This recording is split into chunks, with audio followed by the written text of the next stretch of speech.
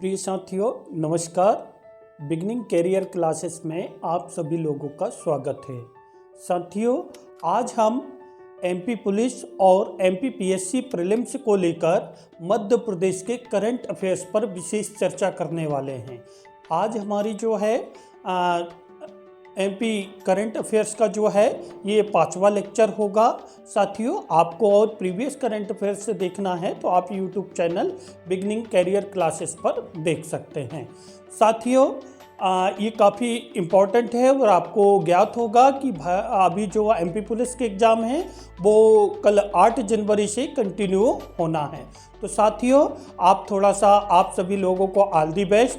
आप बहुत अच्छे तरीके से क्या काम करो, पेपर को दो, अपना टाइम मैनेजमेंट बराबर करना है। जिन साथियों के लेट भी पेपर हैं तो वो ध्यान रखिएगा कि एमपी को थोड़ा सा अच्छे से पढ़ें, करंट अफेयर्स पर फोकस करें और अपने जो प्रीवियस ईयर क्वेश्चन पेपर हैं व्यापम के, एमपी पुलिस के, उनको सॉल्व करें। ठीक है साथियों, ओके। हम क्लास लेक्चर आगे बढ़ाते हैं। चलिए, ये जो है हमारा पहला प्रश्न है पंख अभियान। हम चर्चा कर रहे हैं मध्य प्रदेश के महत्वपूर्ण अभियान के बारे में। तो पंख अभियान आपने नाम सुना होगा, PANKH, पंख अभियान। साथियों, ये जो शुरू हुआ है ये 24 जनवरी जो है 24 जनवरी 2021 को शुरू हुआ है। क्या है तो साथियों, याद रखना, यहाँ पे P से है आपका क्या, प्रोटेक्शन। ठीक है, क्या 24 जनवरी को क्या मनाया जाता है, राष्ट्रीय बालिका दिवस। ठीक है, क्या मनाया जाता है, राष्ट्रीय बालिका दिवस।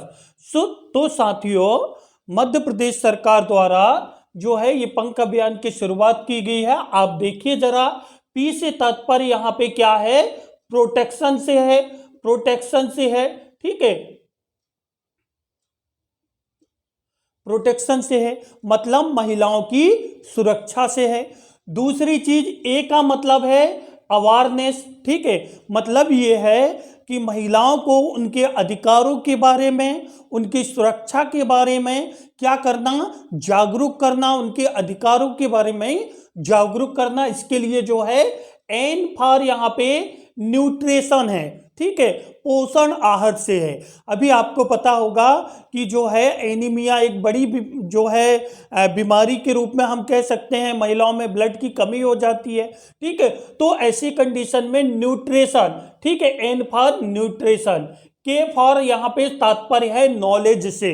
किससे, के फॉर यहाँ पे तात्पर्य है किससे, नॉलेज से। ठीक है, और एच फॉर यहाँ पे तात्पर्य है किससे, हेल्थ से। किससे, हेल्थ से, कि भाई महिलाओं को अपने जो है हेल्थ के बारे में जो है शारीरिक रूप से, मानसिक रूप से स्वस्थ बनाने के लिए जो है ये एक विशेष अभियान है।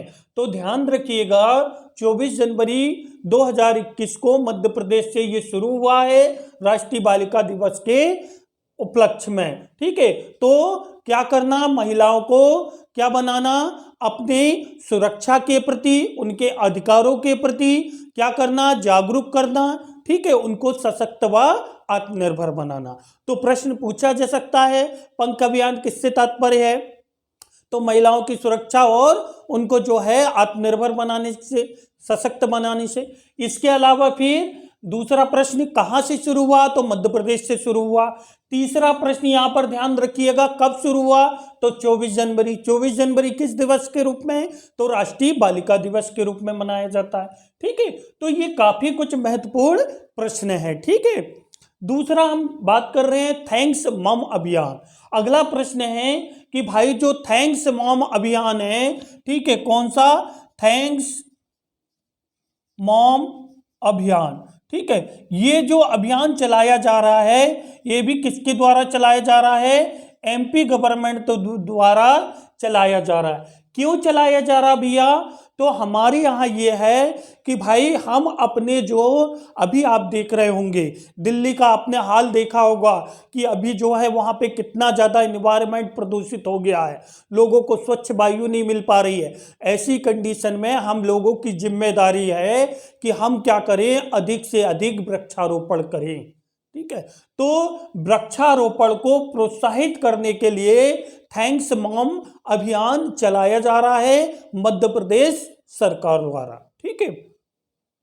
अगला प्रश्न यहां पर है मुस्कान। आपने नाम सुना होगा मुस्कान अभियान। अभी हाल ही में जो है हमारी मध्य प्रदेश सरकार द्वारा भी यह अभियान चलाया जा रहा है और इसका मुख्य उद्देश्य क्या है कि जो लापता बच्चे हैं, ठीक है, उन लापता बच्चों को क्या करना है, खोज निकालना है, ढूंढना है। तो इसके लिए जो है ट्रैकिंग सिस्टम और बहुत सारे ऐसी जो है पुलिस जो है सुरक्षा प्रणाली, ये सारी चीजों का हम सहयोग ले रहे हैं। ठीक है। तो लापता बच्चों को खोज निकालना। ठीक है। तो साथियों ध्यान रखिएगा, हम इसको अब मिटा रहे हैं। बहुत इंपॉर्टेंट करंट अफेयर्स है, ध्यान रखिएगा।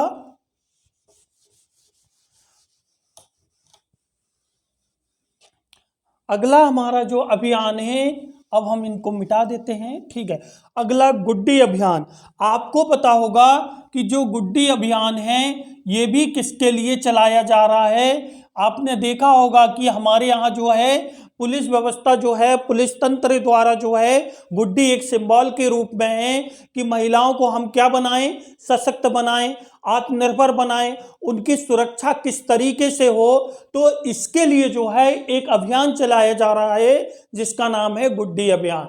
अगर एक लाइन में हम बोलें तो ये मध्य प्रदेश सरकार द्वारा, ठीक है, इसमें किसकी महत्वपूर्ण भूमिका है, पुलिस प्रशासन की महत्वपूर्ण भूमिका है। और इसके अलावा क्यों चलाया जा रहा है, तो हमारे यहाँ जो महिलाएं हैं, बच्चियां हैं, उनको क्या करना है, उनको सशक्त बनाना है। ठीक है, उनको सशक्त बनाना है कि वो अपनी सुरक्षा खुद कर सकें। ठीक है। तो इसके लिए ये जो है किसके लिए है, महिलाओं के अधिकारों, ठीक है, अधिकारों और किससे रिलेटेड, सुरक्षा से ले ले कि उनकी सुरक्षा के प्रति उनको क्या करना है, जागरूक करना है। ठीक है। आपने देखा होगा कि हमारे यहाँ जो है दिल्ली में घटना घटित हुई थी, निर्भया कांड, भोपाल में भी घटना घटित हुई थी। तो महिलाओं के प्रति कई प्रकार के अत्याचार होते हैं। तो ऐसी कंडीशन में उनको क्या बनाना, और अधिक मजबूत बनाना, सशक्त बनाना, ताकि वो अपने अधिकारों को जान सके। ठीक है। तो ये महिला सशक्तिकरण की दृष्टि से काफी महत्वपूर्ण है। ठीक है। अगला है लालिमा अभियान। साथियों ये लालिमा अभियान जो है ये भी किसके द्वारा चलाया गया है, एमपी गवर्नमेंट के द्वारा चलाया गया। क्या है भैया, तो जो महिलाओं में एनीमिया की कमी हो जाती है, किसके लिए है ये, एनीमिया उन्मूलन के लिए। मतलब ये है कि हमारे यहाँ आपने देखा होगा कि जो है जैसे जो महिलाएं होती हैं, आपने देखा होगा जैसे मासिक धर्म में, ठीक है, तो इस समय जो है ब्लडिंग होती है तो महिलाओं में रक्त की कमी हो जाती है। दूसरी चीज, जब महिलाएं क्या होती है, प्रेग्नेंट होती है, ठीक है, और जब प्रसव काल के दौरान आपने देखा होगा कि ऑपरेशन के जरिए जो है कितना ज्यादा जो है ब्लड जो है वो हो जाता है, नुकसान हो जाता है। तो ऐसी कंडीशन में महिलाओं में क्या हो जाती है, ब्लड की कमी हो जाती है।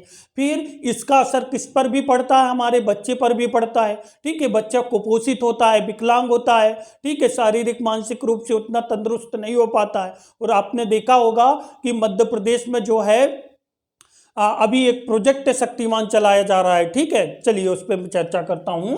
तो समझ गए होंगे एनीमिया उन्मूलन से संबंधित है लालिमा अभियान। नहीं तो क्या है, आप लोग सोचो कि किससे रिलेटेड है लालिमा अभियान, लिपस्टिक से रिलेटेड, ऐसा बिल्कुल नहीं है साथियों, है ना। चलिए एनीमिया, मैं यहीं पे ऑपरेशन प्रोजेक्ट जो है क्या शक्तिमान के बारे में बता देता हूं। ठीक है, प्रोजेक्ट शक्तिमान, ठीक है, ध्यान रखिएगा साथियों, ये भी एमपी गवर्नमेंट द्वारा संचालित है।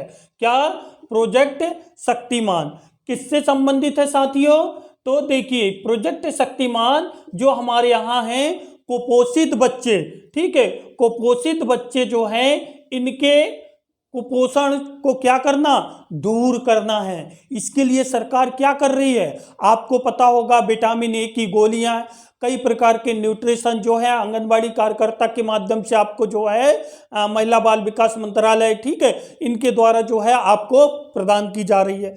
तो ध्यान रखिएगा, मंगल दिवस, गोद भराई योजना, सरकार ने कई ऐसी योजना जो है संचालित किए हैं, ठीक है। आंगनबाड़ी कार्यक्रमों में आपने देखा होगा कई प्रकार के पोषण आहार दिए जा रहे हैं ताकि बच्चा स्वस्थ और तंदुरुस्त रहे।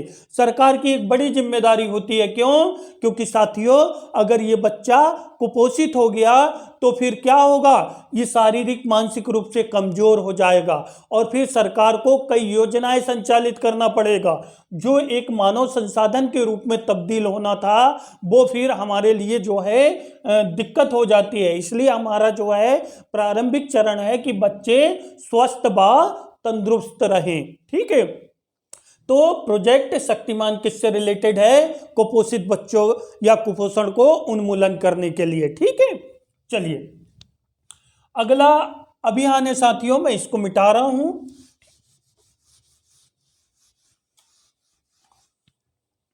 साथियों अगला अभियान हमारा कौन सा है? अंकुर अभियान। अंकुर अभियान ये किससे रिलेटेड है साथियों?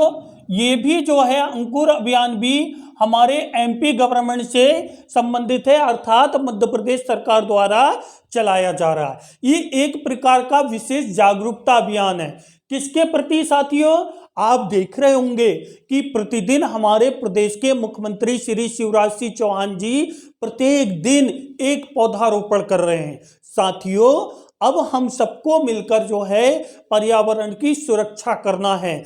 हम लोगों को भी क्या करना चाहिए? वृक्षारोपण करना चाहिए। हमको भी करना चाहिए और हमको दूसरे लोगों को भी क्या करना चाहिए?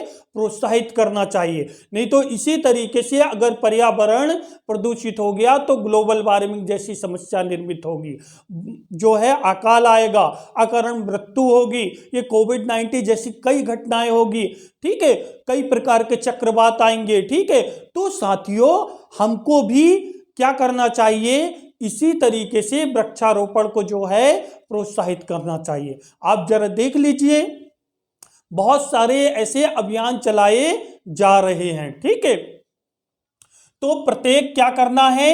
प्रत्येक नागरिक को, जो हमारे पढ़े लिखे युवा है, उनको भी क्या करना चाहिए? बढ़िया वृक्षारोपण करना चाहिए। इसमें सरकार हमको प्रोत्साहित भी करेगी और वो प्रोत्साहित वायुदूत जो है, ये एक प्रकार का वायुदूत क्या है? सम्मान या सम्मान प्रपत्र मिलेगा, आपको पुरस्कार मिलेगा, ठीक है, ताकि आप जो है वृक्षारोपण करोगे, सेल्फी के माध्यम से सेल्फी लोगे और फिर साइट पे अपलोड करोगे। तो इससे हमारे युवा जो है, हमारे युवाओं को, सभी लोगों को पर्यावरण के प्रति क्या होना चाहिए? अधिक प्रेम होना चाहिए, ठीक है।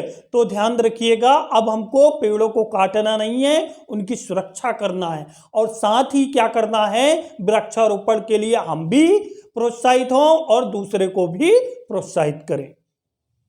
साथियों अगली हम बात कर रहे हैं किसकी? टीबी हारेगा देश जीतेगा। साथियों ये जो है टीबी हारेगा देश जीतेगा, आपको पता होगा ये अभियान मध्य प्रदेश सरकार चला रही है। हालांकि सेंट्रल अभियान है, मध्य प्रदेश इसमें महत्वपूर्ण भूमिका निभा रही है। और आपको पता होगा मध्य प्रदेश में भी कब से? तो 4 मार्च, ठीक है, 4 मार्च 2021 से। ये कहां से शुरू हुआ है? भोपाल से, ठीक है। टीबी के उन्मूलन के लिए हम पहले तो जागरूकता अभियान चलाएंगे कि भाई टीबी की रोग क्या होता है और किस तरीके से इससे हम अपने आप को सुरक्षित रख सकते हैं, ठीक है। तो साथियों हमको ध्यान में रखना है, कहां से शुरू हुआ है? मध्य प्रदेश के भोपाल से। अगला है साथियों श्रम सिद्धि अभियान।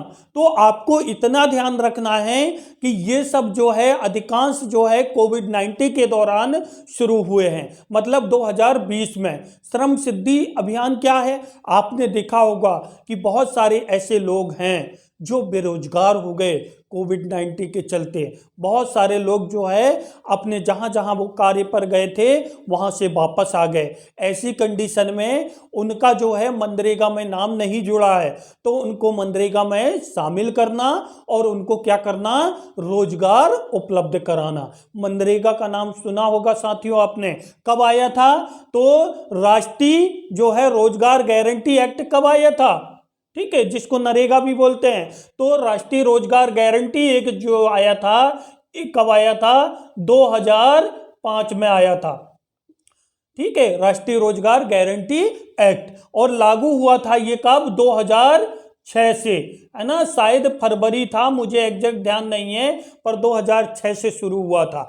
साथियों, ये दुनिया का सबसे बड़ा जो है एक ऐसा अभियान है जो लोगों को रोजगार की गारंटी देता है, और प्रति परिवार आपको पता होगा कितने दिन का, 100 दिन का रोजगार प्रदान करता है ये। 2009 में इसका नाम परिवर्तित करके महात्मा गांधी राष्ट्रीय रोजगार गारंटी योजना कर दिया गया, एक्ट कर दिया गया। ठीक है साथियों, अगला हमारा अभियान है सास अभियान। ठीक है,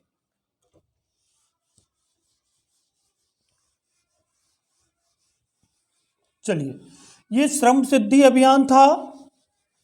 मैं एक और बता देता हूं, एक और अभियान कौन सा?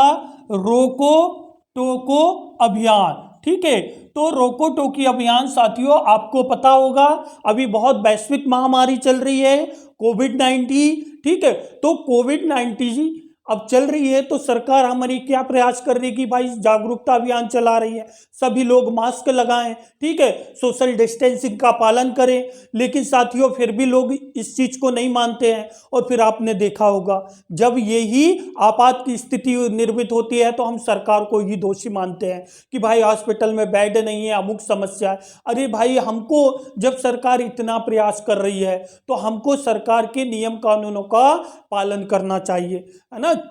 मास्क से हमारी ही सुरक्षा है, हमारे परिवार की सुरक्षा है। कितने साथियों ने, अभी आपको पता होगा, कोविड-19 के दौरान अपनों को खोया है। जो व्यक्ति ने खोया है वो समझ सकता है कि कितनी भयानक बीमारी है। ठीक है, इसको महामारी घोषित कर दिया गया। तो साथियों, ये रोको टोको अभियान इसीलिए चलाया गया था। ठीक है, मास्क के लिए। ठीक है, मास्क ही हमारी जिंदगी है। ठीक है, और अभी भी आप देख रहे होंगे तीसरी लहर जो है, क्योंकि अभी बहुत ज़्यादा केसेस आ रहे हैं। तो साथियों, हम सभी लोगों को सतर्क रहना है, दूसरे लोगों को भी हमको प्रोत्साहित करना है कि आप अपनी सुरक्षा के लिए मास्क लगाइए, सोशल डिस्टेंस का पालन कीजिए, अनावश्यक भीड़ जमा मत होने दीजिए। ठीक है, तो इस तरीके से साथियों आपको भी सहयोग करना है। ठीक है, चलिए, 2-3 चीजें मैं बता देता हूं। अभी आपको पता होगा हमारे यहाँ एस्मा भी लागू कर दिया गया है। ठीक है, एस्मा का मतलब ये होता है एसेंशियल। तो एस्मा में आप देखोगे कि जो हमारे लोग हैं, ठीक है, जितने भी कर्मचारी है शासकीय, वो अब क्या काम करेंगे, अपने कर्तव्यों के निर्वहन के लिए क्या होंगे, उत्तरदायी होंगे, है ना। किसी प्रकार की जो है आवश्यक सेवा से वो किसी आम नागरिक को वंचित नहीं कर सकते, मना नहीं कर सकते। ठीक है, आपको पता होगा हमारे यहाँ पहला केस कहाँ पे मिला था कोविड-19 का? जबलपुर में मिला था, और पहली मृत्यु जो हुई थी उज्जैन में हुई थी, और सबसे ज्यादा प्रभावित इसमें रहे हैं इंदौर और भोपाल। चलिए आगे हम बात करते हैं साथियों FIR। ठीक है, आपके द्वार योजना। ठीक है, आपके द्वार योजना ये भी किसके द्वारा चलाई जा रही साथियों? MP गवर्नमेंट के द्वारा। मतलब ये है कि अभी कई बार ये समस्याएं आती है कि व्यक्ति जो है थाना नहीं जा पाता है, वहां पे जो है वो अपनी रिपोर्ट दर्ज नहीं कर पाता है। ये कई बार लोग डर जाते हैं कि पुलिस जो है कई प्रकार के प्रश्न पूछेगी और हमको डराएगी धमकाएगी। तो सरकार ने, आपने नाम सुना होगा, मध्य प्रदेश में डायल 100 चालू है। ठीक है, जब भी कोई ऐसी घटना घटित होती है तो व्यक्ति 100 नंबर पे कॉल करके जो है पुलिस को बुला लेता है। अब ऐसे ही जो है FI अगर करना होगा, FIR करना होगा, तो ऐसी कंडीशन में पुलिस जाएगी और वहीं पे मौका स्थिति पे रिपोर्ट दर्ज करेगी। ठीक है, तो इस तरीके से जो है मध्य प्रदेश सरकार द्वारा ये शुरू किया गया है। अगला है साथियों सीएम किसान कल्याण योजना। ठीक है, तो मुख्यमंत्री किसान कल्याण योजना। साथियों आपको ध्यान में रखना है कि यहाँ पे क्या प्रश्न बन सकते हैं। ये भी 2020 में शुरू हुई है, आपको पता होगा 26 सितंबर 2020 को। क्या? मुख्यमंत्री किसान कल्याण योजना। ठीक है साथियों, ये किसकी तर्ज पर की गया है? तो ये पीएम किसान सम्मान निधि की तर्ज पर, ठीक है, सम्मान निधि की तर्ज पर शुरू किया गया है। आपको पता होगा कि एमपी गवर्नमेंट क्या काम करेगी, जो हमारे किसान हैं उनको जो है क्या काम करेगी, 4,000 रुपया, ठीक है, कितना, 4,000 रुपया जो है प्रदान करेगी 2 किस्तों में। और साथ में पीएम किसान सम्मान निधि के तहत जो है 6,000 रुपया 2-2 हजार की किस्त के माध्यम से, इस तरीके से एमपी के किसानों को 10,000 रुपया दिया जाएगा। ये क्यों दिया जाएगा साथियों? ताकि वो अपने कृषि कार्यों में जो है अच्छी लागत लगा सके और अच्छा उत्पादन कर सके। क्योंकि हमारा सरकार का क्या लक्ष्य है आत्मनिर्भर भारत में, कि हमारे किसानों की आय को 2 गुना करना है। कब तक? वर्ष 2022 तक। इसलिए सरकार ऐसी योजनाएं संचालित कर रही हैं। लेकिन मैं यहीं पे साथियों आपको बता देता हूं, एक और योजना जय किसान ऋण माफी योजना। और जय किसान ऋण माफी योजना कमलनाथ सरकार द्वारा वर्ष 2018 में शुरू की गई थी। ठीक है, आपको पता होगा जिस दिन उन्होंने शायद 17 दिसंबर को, उन्होंने 17 दिसंबर 2018 को मध्य प्रदेश के मुख्यमंत्री के पद के लिए शपथ लिए थे। और उसी समय उन्होंने किसान ऋण, चूंकि उनके घोषणा पत्र में शामिल था।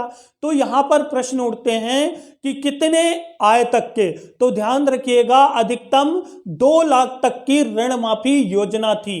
कुछ किसानों का माफ हुआ, कुछ किसानों का नहीं हो पाया, क्योंकि सरकार परिवर्तित हो गई, ठीक है, बीच में। तो ऐसी कंडीशन है। तो प्रश्न उठता है, जय किसान ऋण माफी योजना किसने शुरू किया? तो मुख्यमंत्री कमलनाथ जी ने शुरू किए थे। कब किए थे? 2018 में। और फिर जो है कितने तक ऋण? तो अधिकतम 2 लाख रुपए तक का ऋण माफी का इसमें प्रावधान था। ठीक है,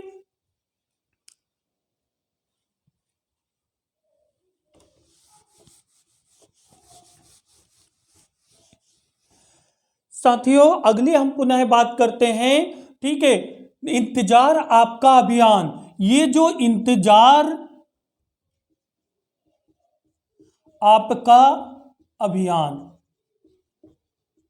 ठीक है, ये भी जो है हमारी मध्य प्रदेश सरकार द्वारा चलाया जा रहा है। ठीक है साथियों, क्यों चलाया जा रहा है? क्या हमको किसी का इंतजार करना है? नहीं, ठीक है, हमको उन पर्यटकों का इंतजार करना है जो विदेशी हैं, बाहर से हैं। पर्यटक लोग मध्य प्रदेश में आए, हम ये चाहते हैं। क्यों? क्योंकि मध्य प्रदेश में पर्यटन की असीम संभावनाएं हैं। यहाँ खजुराहो भी है, भीमबेटका भी है, और हमारा सांची स्तूप, मतलब प्राकृतिक भी है, हिस्टोरिकल भी है, धार्मिक भी है। प्राकृतिक में कान्हा नेशनल पार्क है, शिवपुरी जैसे पर्यटन नगर है। ठीक है, तो आप देखोगे उज्जैन है, महाकालेश्वर, ठीक है, तो बहुत सारे ऐसे हमारे यहाँ पर्यटन स्थल है। तो ये किस लिए चलाया जा रहा है? तो ये भाई पर्यटकों को आकर्षित करने के लिए, कि भैया अधिक से अधिक क्या आए, पर्यटक लोग मध्य प्रदेश में आए, घूमने आए। इससे क्या फायदा है? तो इससे रोजगार भी मिलता है, इससे सरकार को रेवेन्यू भी मिलता है, इससे हमारे जो पर्यटन स्थल है वो भी सुरक्षित रहते हैं और एक नई पहचान बनती है। ठीक है, इसलिए हम ये अभियान चला रहे हैं। अगला प्रश्न है साथियों, अगला दीदी वाहन सेवा योजना।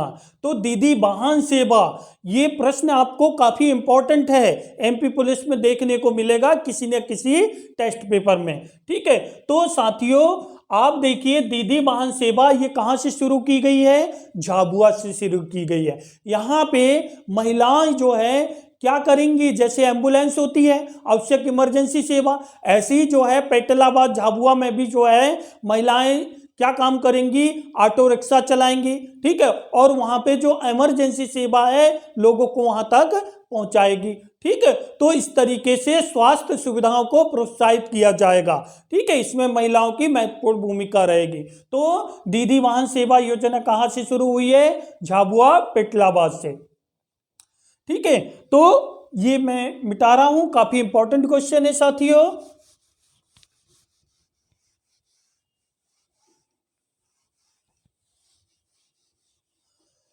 साथियों अगला हमारा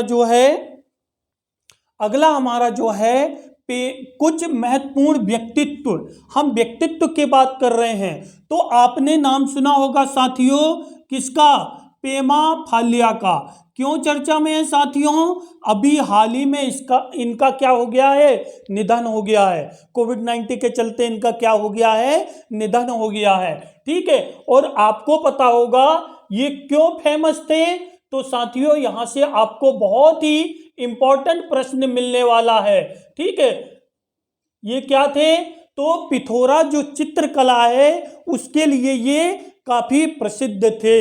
इनको कई पुरस्कार से सम्मानित भी किया गया है। तो ध्यान रखिएगा, प्रश्न पूछा जाएगा पेमा फालिया का संबंध किससे है, तो पिथोरा चित्रकला से, ठीक है, किससे, पिथोरा चित्रकला से। अगला है साथियों भूरीबाई। नाम सुना होगा आपने भूरीबाई का। क्यों चर्चा में है साथियों, तो ध्यान रखिएगा ये भी जो है भीली चित्रकला के लिए फेमस हैं, ठीक है, किसके लिए, भीली चित्रकला के लिए प्रसिद्ध हैं। और अभी हाल ही में इनको क्या दिया गया है, इनको दिया गया है पद्मश्री सम्मान। तो साथियों ये हमारे लिए काफी इंपॉर्टेंट हो जाता है कि भूरीबाई का संबंध किससे है, तो भीली चित्रकला से है। पद्मश्री सम्मान से इनको अभी नवाजा गया है, ठीक है। अगली व्यक्तित्व है सुमित्रा महाजन। सभी लोग नाम जानते हो। जरा मुझे ये बताइए कि सुमित्रा महाजन को क्या कहा जाता है, कमेंट बॉक्स पे। सुमित्रा महाजन जी ये इंदौर से हैं, इनका लोकसभा क्षेत्र पहले इंदौर भी था। सुमित्रा महाजन ये आपको पता होगा हमारे मध्य प्रदेश हमारे जो है लोकसभा स्पीकर भी रही हैं ये, ठीक है। सुमित्रा महाजन जी हमारे लोकसभा स्पीकर भी रही हैं। इनको ताई जी के नाम से जाना जाता है। किस नाम से, तो आपको पता होगा पूर्व लोकसभा स्पीकर भी रही हैं, इनको ताई जी के नाम से भी जाना जाता है। इंदौर क्षेत्र को बिलोंग करती हैं। और क्या महत्वपूर्ण है साथियों कि अभी इनको पद्म भूषण से सम्मानित किया गया है। किससे, तो हमारे जो है महत्वपूर्ण पुरस्कार पद्म भूषण से, ठीक है। अगले प्रमुख व्यक्ति है कपिल तिवारी। इनको मैं डॉक्टर कपिल तिवारी कहूं तो ज़्यादा उपयुक्त होगा। ये चिकित्सा के क्षेत्र में आपको पता होगा इन्होंने आदिवासी क्षेत्रों में बहुत ज़्यादा जो है चिकित्सा को प्रोत्साहित किया है, लोगों का निःशुल्क इलाज भी किया है। तो ये जो है प्रमुख क्या है, सामाजिक कार्यकर्ता है, ठीक है। और शैक्षणिक शिक्षा के क्षेत्र में, संस्कृति के क्षेत्र में महत्वपूर्ण इनका चिकित्सा, शिक्षा और संस्कृति के क्षेत्र में जो है इनका महत्वपूर्ण योगदान रहा है। और इसी के चलते इनको भी पद्मश्री सम्मान से नवाजा गया है। तो प्रश्न उठ सकता है साथियों कि पद्मश्री किसको मिला है, तो मध्य प्रदेश के दो व्यक्ति भूरीबाई और कपिल तिवारी को। साथियों अगले व्यक्ति है अरुण जस्टिस, ठीक है, अगर मैं जस्टिस कहूं तो ज्यादा बेटर होगा। अरुण मिश्रा जी, आप बताइए जरा मुझे कि ये कौन है और कहां से बिलोंग करते हैं और क्यों चर्चा में है। तो ये मध्य प्रदेश के जबलपुर क्षेत्र से हैं, ठीक है। और अभी क्या है साथियों, ये जो हमारे नेशनल ह्यूमन राइट्स कमीशन है, ठीक है, नेशनल ह्यूमन राइट्स कमीशन है, राष्ट्रीय मानवाधिकार आयोग है, उसके अध्यक्ष हैं। कौन, अरुण मिश्रा जी, ठीक है। ध्यान रखिएगा जबलपुर को बिलोंग करते हैं, ये मध्य प्रदेश के हैं। मैंने मानवाधिकार पर वीडियो लेक्चर जो है बना दिया है। इसके अलावा हमारे और भी कई करंट अफेयर्स पर और भी लेक्चर बने हैं, ठीक है। आप बिगनिंग कैरियर क्लासेस पर आप देख सकते हो। चलिए अदिति गर्ग, साथियों अदिति गर्ग जरा मुझे बताइए कि अदिति गर्ग क्यों चर्चा में है। आपको पता होगा ये इंदौर क्षेत्र से संबंधित है, मतलब इंदौर में एक बड़ी प्रशासनिक अधिकारी हैं, और आपको पता होगा इनका जो है महत्वपूर्ण रूप से अभी क्या हुआ है, कार्बन क्रेडिट, इन्होंने क्या काम किया है, कार्बन क्रेडिट जो है इसके प्रोत्साहन के रूप में 50 लाख की कार्बन क्रेडिट इन्होंने बेचा है। साथियों प्रश्न उठता है कार्बन क्रेडिट क्या होता है, ठीक है। तो आपको पता होगा कि जैसे हमारे यहाँ क्या है, एग्जाम्पल के लिए मान लीजिए कि हमारी क्षमता है 100 टन कार्बन उत्सर्जन की, एग्जाम्पल, ठीक है। और हम क्या काम कर रहे हैं, हमने कुछ ऐसे कार्य किए जिससे हमने केवल 80 टन ही उत्सर्जन किए, तो हमारे पास अभी कितना हम खर्च कर सकते हैं, 20 टन। ये क्यों पॉसिबल हो पाया, क्योंकि हो सकता है हमने वृक्षारोपण किए हो सकता है हमने पर्यावरण हितैषी प्रोडक्ट को अपनाया हो सकता है हमने ग्रीन बिल्डिंग की अवधारणा को अपनाया हो, ठीक है। तो इसके लिए हमारी जो बचत हुई ये हमारी सरप्लस है। अब मान चलिए जापान ने ज्यादा उत्सर्जन कर दिया तो वो हमसे कार्बन क्रेडिट खरीद लेगा, ठीक है। तो इसी को बोलते हैं कार्बन क्रेडिट, ठीक है। आपको पता होगा ऑस्ट्रेलिया ने ग्रीन आर्मी जो है पर्यावरण के संरक्षण के लिए ग्रीन आर्मी का भी गठन किया है। कार्बन टैक्स लगाने वाला दुनिया का पहला देश है कौन सा, न्यूजीलैंड। ऑस्ट्रेलिया ने भी लगाया है, ठीक है। तो इस तरीके से आप देखोगे हमारे यहाँ ग्रीन टैक्स भी लगता है, ठीक है। चलिए उस पर हम पर्यावरण पर डिटेल में चर्चा करेंगे। तो अभी आपको नाम याद रखना है, ठीक है। तो ये महत्वपूर्ण व्यक्ति थे जिनका आपको नाम याद रखना था और यहां से प्रश्न बनने की काफी संभावना है।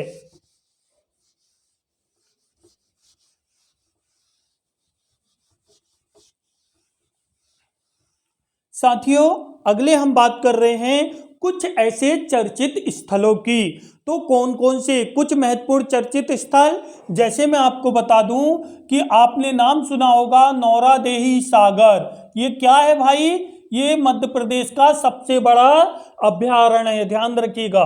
और दूसरा हमारे यहाँ कौन सा, पालनपुर कूनो, ठीक है, पालनपुर कूनो। तो साथियों ये कहां पर है, श्योपुर में, ठीक है। क्यों चर्चा में है, तो आपको पता होगा कि हमारे यहाँ जो है 1950 से ही चीता विलुप्त हो गए हैं। तो हमारी सरकार जो है ये प्रयास कर रही है कि हम साउथ अफ्रीका से, कहां से साथियों, साउथ अफ्रीका से, दक्षिण अफ्रीका से क्या लेकर आ रहे हैं, हम चीता लेकर आ रहे हैं। और वो चीता को कहां विस्थापित किया जा रहा है, पालनपुर कूनो में और नौरादेही सागर में। ये दो अभ्यारण्य का चयन किया गया है जिसमें पालनपुर कूनो में शायद 14 चीते आ भी गए हैं, ठीक है।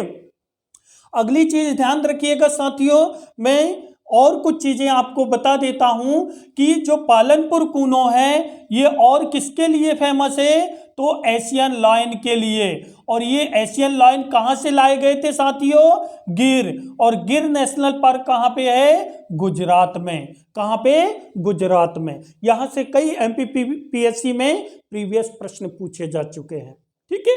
तो ये साथियों ध्यान रखिएगा।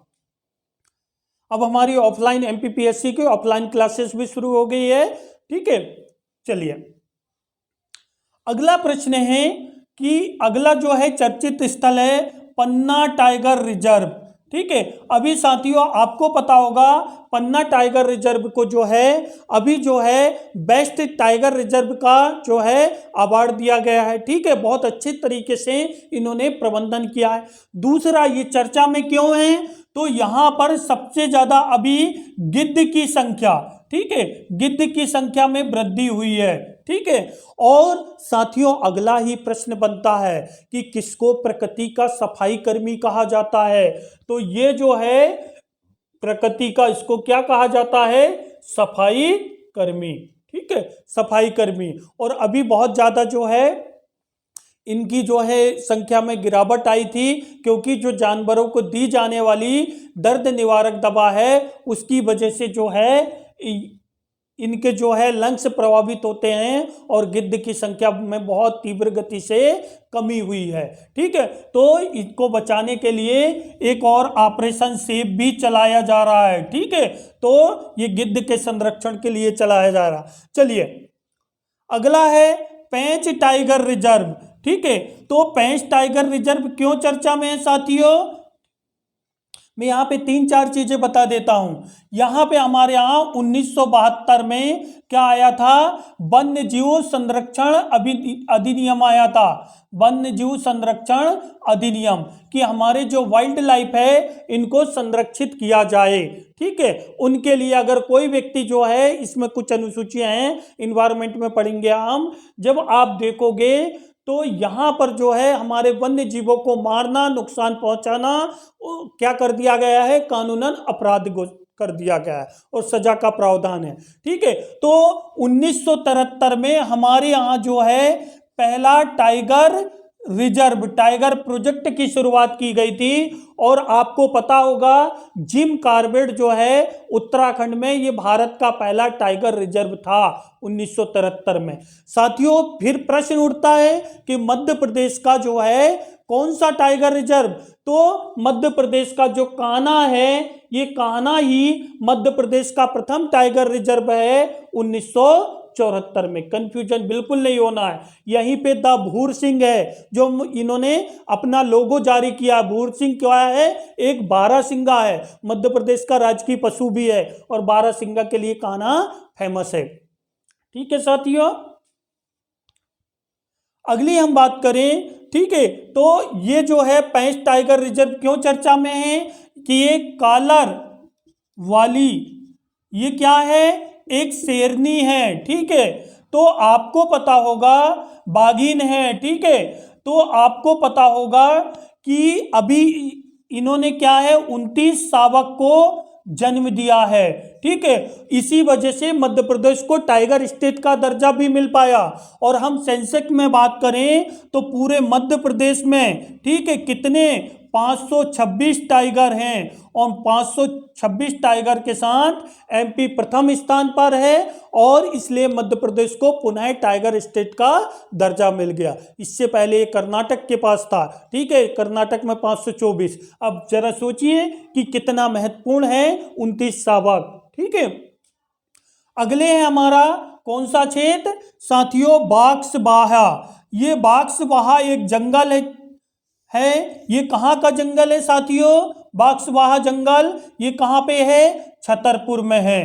कहाँ पर, छतरपुर में। और क्यों चर्चा में है साथियों, ये इसलिए चर्चा में है कि अभी हाल ही में यहाँ सबसे बड़े हीरे के भंडार मिले हैं। ठीक है, ये अनुमान लगाया गया, अभी जो है यहाँ पर निरीक्षण हुआ था, खोज हुई है, तो हीरे के सबसे बड़े जो है भंडार पाए गए हैं। साथियों आपको पता होगा मध्य प्रदेश का जो पन्ना क्षेत्र है हीरे के लिए विख्यात है। मध्य प्रदेश में, पूरे भारत में सबसे ज्यादा हीरे का उत्पादन मध्य प्रदेश में, और मध्य प्रदेश में भी कहाँ पे, पन्ना में। ठीक है, चलिए संग्रामपुर दमोह, अभी दमोह क्षेत्र क्यों, दमोह डिस्ट्रिक्ट क्यों चर्चा में है, तो साथियों ध्यान रखिएगा यहाँ का जो संग्रामपुर क्षेत्र है, यहाँ पर अभी ONGC, ठीक है, oil and natural gas company को जो है क्या है, बहुत ज्यादा मिथेन के भंडार मिले हैं। तो साथियों प्रश्न ये पूछा जा सकता है कि मध्य प्रदेश में ONGC द्वारा हाल ही में कहाँ पे मिथेन के भंडार खोजे गए, तो वो है कहाँ पे, दमोह। यही दमोह संग्रामपुर में आपको पता होगा क्या भी है, गुडविल की चोटी। ठीक है, कौन सी, गुडविल की चोटी यहीं पर है। ठीक है, चलिए ये कुछ महत्वपूर्ण प्रश्न थे जिन पर हमको क्या करना था, चर्चा करना था। साथियों हम आगामी जो है पुनः मध्य प्रदेश करंट अफेयर्स पर चर्चा करेंगे। ठीक है, ओके, थैंक यू। आपको अच्छा लगता हो वीडियो लेक्चर तो आप जो है चैनल को सब्सक्राइब भी कीजिए और साथियों को शेयर भी कीजिए। Okay, thank you.